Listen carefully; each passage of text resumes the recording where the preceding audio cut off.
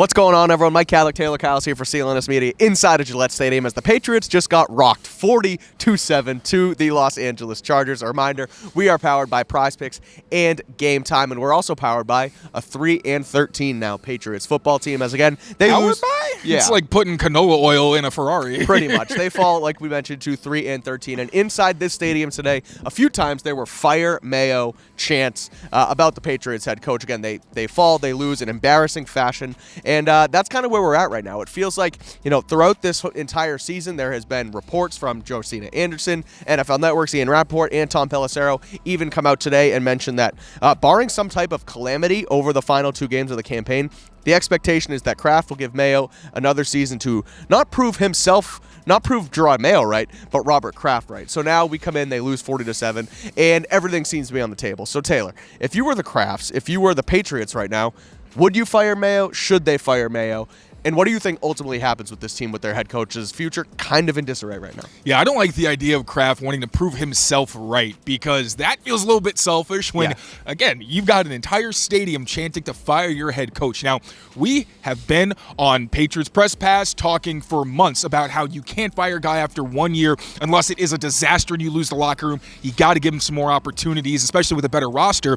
But by Jerod Mayo's own admission, the goal for this season was to improve down the stretch, get better towards the end, and obviously look better after your bye week, which obviously they had a really late bye. We tried to say, you know what, it's been a really long season. They haven't had a break. Hopefully they can catch their breath a little bit, really focus on how they need to improve and do those things.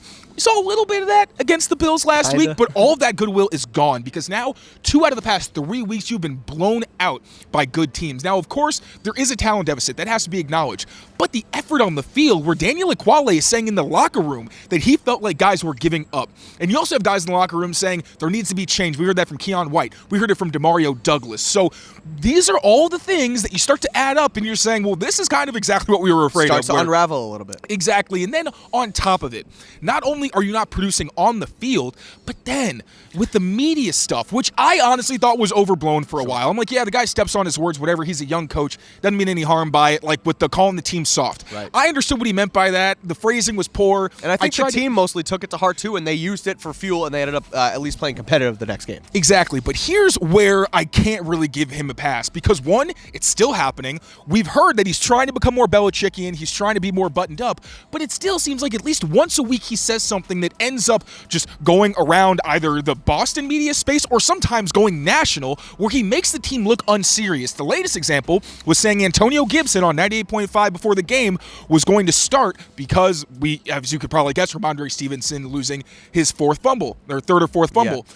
But Antonio Gibson said after the game, because Ramondre Stevenson did start the game, that he had never been told that he was going to be the starter and that they thought it was going to be business as usual. That is an inexplicable lack of communication between Jerod Mayo, his offense coordinator, and his players. And it's not the first time that it sounded like Jerod Mayo and some of his coaches weren't on the same page. When you add all these things up and then go back to the question we've been asking of what does Jerod Mayo do? Or what does he do well? Yeah. It's really hard to find it. You had Devon Gotcha saying, hey, we have to be better top down from the front office, the players, and all of that. But when I asked him what Jerod Mayo has done that's helped make them better, he didn't really give an answer. He kind of just tiptoed around it. He pivoted and said that fans shouldn't have been chanting fire Mayo and that he felt that was disrespectful. But one, the fans pay to see these games. There weren't a whole lot of people paying to see this game. The stadium was quite sparse.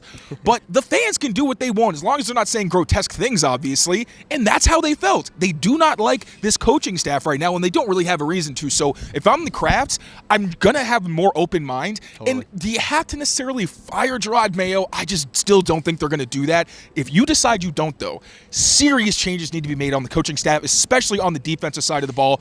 Give Alex Van Pelt a good offensive line, maybe a couple more explosive talents, and see what he can do because I don't think he's been the reason this team has been so bad. But DeMarcus Covington, a guy that we rarely hear players really step up to defend, not that they're always asked about him specifically, but they defend Mayo. I haven't really heard them defend DeMarcus Covington, and he hasn't really done anything to justify returning next season as a defensive coordinator. So you need to make some changes.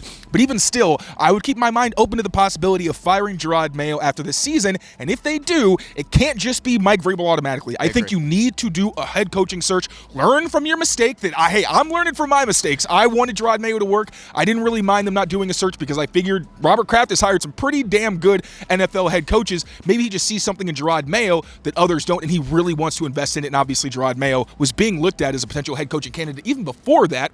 But now you tried to lock a guy in. It didn't work out. Do not go with one option. Make sure you exhaust all of your resources and do the best you can, because Drake May has shown that he's the face of the franchise. Now give him a serious head coach who can maximize his ability. You know you've done something wrong when you have Tayler Kyles this upset after a Patriots game. Again, they fall 40-7, and I'm with you, right? I mean, the way that this whole thing has gone on, we've said it on the channel, where give this guy a chance. It hasn't been great around him with the personnel that's been given from even the prior regime, and your roster is kind of decrepit. And Elliott Wolf maybe didn't do a great job as far as the Jalen Polk, Lad McConkey situation, but he also brought you your franchise quarterback. So there's been some up and downs, and it wasn't a great situation to step into. However, the self-inflicted gaffes, the media talking, the things where Daniel Quale, Jonathan Jones, all these guys mentioning that guys are quitting, it doesn't seem like that locker room that we even talked about 2 weeks ago after the Cardinals game, that scene behind them, it kind of looks like it's slowly starting to unravel here. So we'll see what happens, but I do agree with you too. As much as I just joked and tweeted out a Mike Vrabel